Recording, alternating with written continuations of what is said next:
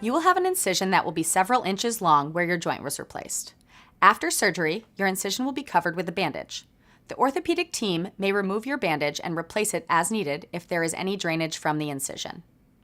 Your surgical incision will stay covered and clean for the duration of your hospital stay.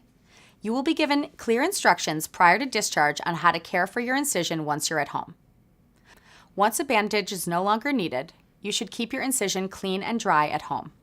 You may apply dry, sterile gauze as needed for drainage or for comfort, but otherwise you may leave it open to air without a bandage. You will be given instructions on when you're able to shower after surgery. When showering, let soap and water run over your incision, but do not apply any lotions, creams, or powders to the incision. When you get out of the shower, gently pat the incision dry with a clean towel. Do not leave the incision wet. The incision should not be soaked in water. This means no tub baths until the incision is completely healed, which will be about 4 weeks after surgery. This also means no hot tubs or swimming until your doctor says it's okay. Once you're at home, it's important to look at your incision every day for signs and symptoms of infection. This includes a temperature over 101.4 degrees or an increase in redness, swelling, drainage, or pain at the surgical site. Old bruising is normal.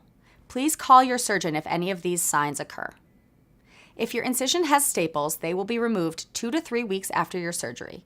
This will be done either at your follow-up appointment or by the visiting nurse in your home. You will discuss your discharge plan with your care team. You will be ready for discharge when you're walking independently with an assistive device, are able to go up and down stairs, have a good pain management plan, your vital signs and labs are all stable, and the visiting nurse and PT services have been set up for you. Physical therapy will help you get crutches or a walker if you don't already have one. Upon discharge, you will be given prescriptions for all your new medications, as well as detailed discharge instructions.